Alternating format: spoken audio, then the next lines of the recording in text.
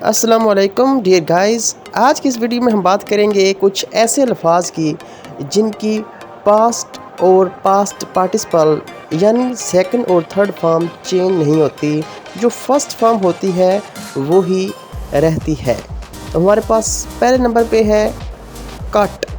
Cut का मतलब होता है काटना, जिसकी आप देख सकते हैं पास्ट फॉर्म और पास्ट पार्टिसिपल फॉर्म काट काट ही है, यानी पास्ट से मुराद जहाँ पे सेकंड फॉर्म है, पास्ट पार्टिसिपल से मुराद जहाँ थर्ड फॉर्म है। हिट पहली फर्स्ट फॉर्म यानी कि इसकी है हिट। हिट का मतलब होता है ज़रब लगाना, और इसकी सेकंड फॉर्म और थर्ड फॉर्म हिट है।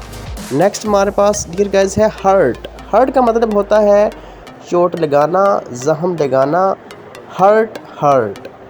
नेक्स्ट हमारे पास है लेट। लेट का मतलब है इजाज़त देना, कोई काम करने देना या किराए पर कोई चीज़ देना। तो इसकी सेकंड और थर्ड फॉर्म है लेट। नेक्स्ट हमारे पास है पुट।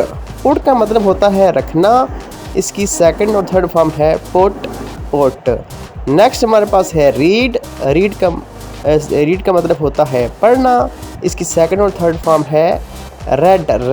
डियर गाइस, यहाँ पे एक डिफरेंस आ रहा है, वो है कि फर्स्ट फॉर्म जब होगी तो रीड होगी और उसकी सेकंड और थर्ड फॉर्म होगी ये पढ़ने में रेड होगी, जैसे रेड कलर होता है इस तरह पढ़ना है। हमारे पास नेक्स्ट है सेट। सेट का मतलब होता है ग्रुप होना। सेट से मुराद कोई चीज़ ठीक करना भी होता है, और इसकी सेकंड और थर्ड फॉर्म है सेट। डियर गाइस, हमारे पास लास्ट जो वर्ड है वो है शट। शट का मतलब होता है बंद करना, इसकी सेकंड और थर्ड फॉर्म है shut. Thank you very much guys, आपने अपना कीमती टाइम दिया।